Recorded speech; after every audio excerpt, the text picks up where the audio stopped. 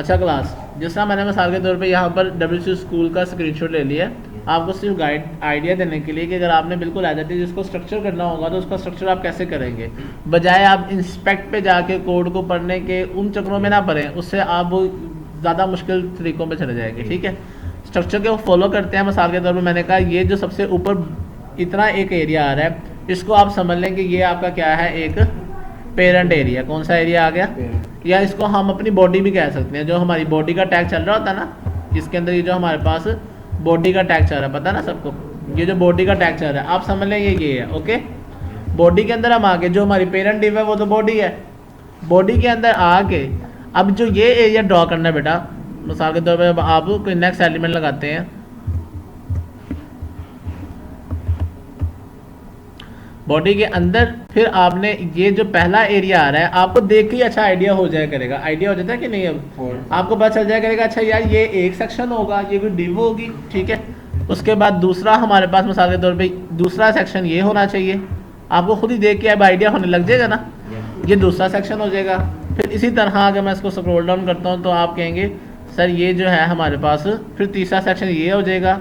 इस तरह से पूरी वेबसाइट में जितने भी एरियाज होंगे ना, असल में वो सारी क्या लगी होंगी, जितनी भी लॉन्ग अगर हम जाते जाए इसके अंदर, ये देखो ये वेबसाइट है, तो आप ये नीचे ये क्या लगी होगी, ये एक अलग डिव होगी, बात समझ लगी ना, इसके अंदर फिर ये एक अलग डिव होगी, फिर ये एक अलग डिव होगी, फिर अच्छा उनके अंदर कितनी डिव्स होंगी वो उनका स्ट्रक्चर पता चलेगा।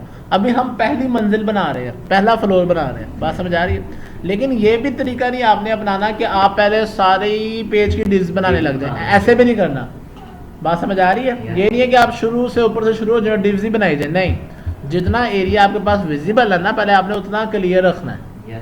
ठीक है, उतना क्लियर करके फिर आपने अगले एरिया पे जाना है, कोशिश करें, बात समझ आ रही है। अच्छा, एक और चीज़ होती है जो फिनिशिंग होती है जी, कलर स्टाइल को स्पेसिफिक, जिस तरह आप कहते हैं बिल्कुल परफेक्ट बनेगा तब भी मैं आगे जाऊँगा, ऐसा भी नहीं करना। ठीक है, लास्ट जो फिनिशिंग है ना, जैसा कलर चेंजिंग है या इमेज कभी कोई डमी लगा दें, बाद में इमेज चेंज कर लेना, बात समझ आ रही है, तो उसको छोड़ के आप आगे जा सकते हैं। चले मैं वापस यहाँ पर आता हूँ, यहाँ तक समझ आया। अब इसके अंदर कैसे काम होना चाहिए या हुआ होगा। अब इसके अंदर आप सारी ये सेपरेट क्या ले लें, डिव ले लें। ये आपने एक डिव ले ली, ये आपने एक डिव ले ली, ठीक है, उसके बाद ये आपने एक डिव ले ली, ये आपने एक डिव ले ली, ठीक है, उसके बाद ये भी जो एरिया बच रहा था ये भी आपने एक डिव ले ली, ठीक है आफाक, फिर ये आपने एक डिव ली, ठीक है, और ये बात समझ आ गई। जब आप बूटस्ट्रैप का ग्रिड सिस्टम देखेंगे ना तो वो सारा वर्क ही इस चीज़ के ऊपर करता है, फिर आपको अंदाज़ा होता है अच्छा यार वो ऐसा क्यों बना हुआ है, असल में क्योंकि जो बेसिक डिव्स बनती थी वो भी ऐसे ही बनती थी। अच्छा, इसके नीचे जाने बच्चे, ये देखें, अब ये एरिया इसको भी आप एक सेपरेट डिव भी ले सकते हैं, ठीक है, या ले ले तो ज़्यादा बेहतर है आपके लिए, उसको मैनेज करना बड़ा आसान हो जाएगा। ठीक है, ये एक किस्म का आपका आगे कोटो पे क्या समझे, मैं वही पढ़ा रहा हूँ।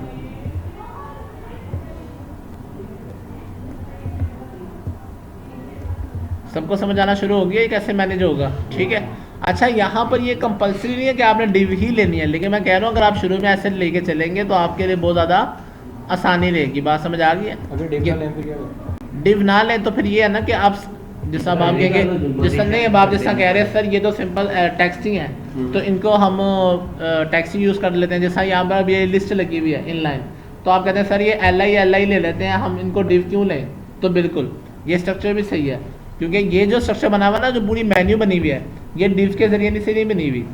ये जो आपके पास ये मेन्यू बना हुआ है, ये किस तरह से बना हुआ है, ये आपकी इनलाइन लिस्ट लगी हुई है। क्या लगी हुई है, जिसको सीखें। चलो मिसाल के तौर पे अब आप कहते हैं सर इनलाइन लिस्ट क्या होती है,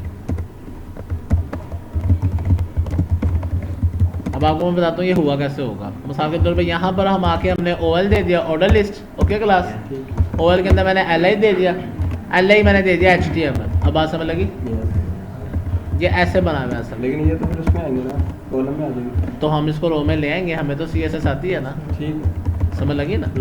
ये ऐसे कुछ चीज़ें सारी डिव पे इस्तेमाल नहीं होती, बहुत सी जगह पे जहाँ पर ऐसे बल्क में ऐसे इन्फॉर्मेशन आ रही थी ना सेम एज इट इज़, वहाँ पर अक्सर बेटा लिस्ट लगी होती है, CSS फिर जावास्क्रिप्ट, फिर ले लिया SQL, फिर ले लिया जावा, पाइथन,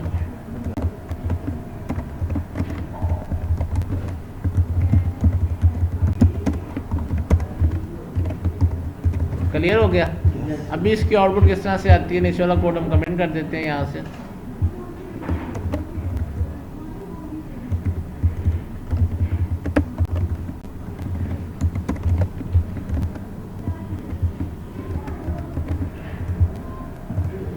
अभी तो ये लिस्ट ऐसे आ गई क्लास, ठीक है। अच्छा अब मैं क्या करता हूँ, ये मैं ऊपर गया और यहाँ पे मैंने लिया स्टाइल, ठीक है। स्टाइल में मैंने दे दिया li जो है हमारे पास, उसको क्या करो, उसका डिस्प्ले क्या कर दो, इनलाइन कर दो। क्या कर दो, इनलाइन किया तो ये कुछ ऐसे आ गया हमारे पास। अब समझ लगी ना कैसे बन रहा होता है, ठीक है। फिर इधर ही रहते हुए मैंने कहा इसका बैकग्राउंड कलर दे दो, बैकग्राउंड कलर दे दो ग्रे दे दो या ब्लैक दे दो, ठीक है। और टेक्स्ट या खाली जो कलर है वो इसका दे दो वाइट।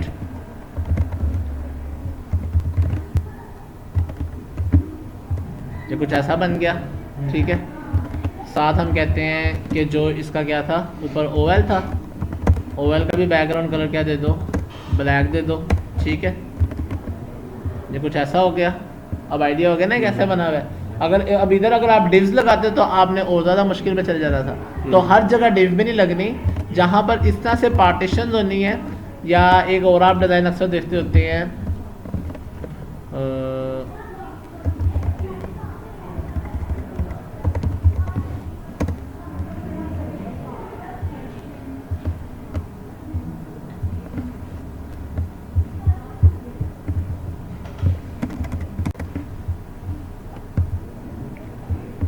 जिस तरह ये देखें। अब इसके अंदर ये अक्सर डिज़ाइन आपके पास आते हैं जिसमें आपके पास डिफरेंट टेक्स्ट और इमेजेस एक साथ चल रहे होते हैं। जब तक लोड हो रहा है इसको देखें। अच्छा क्लास,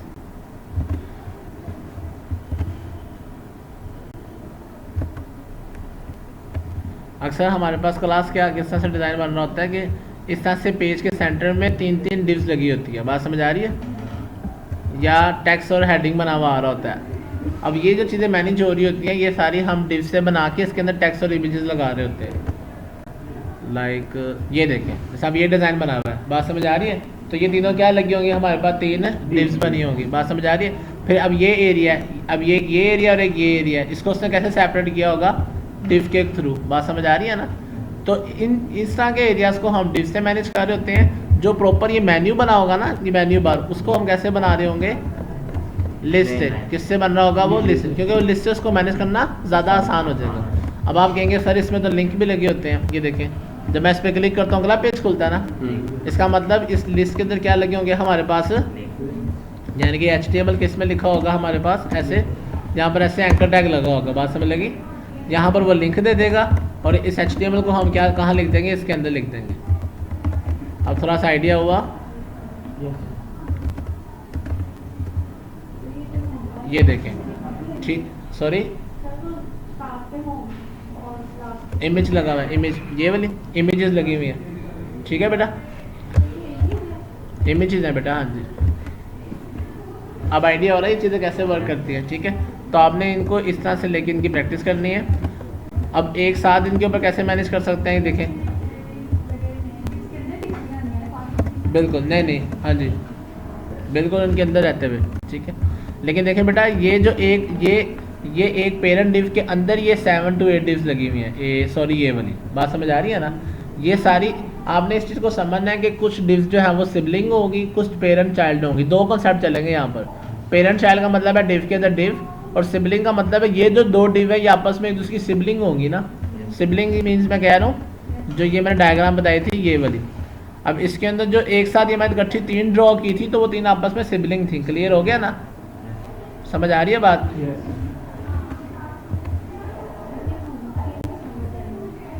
ये इसकी लिस्ट की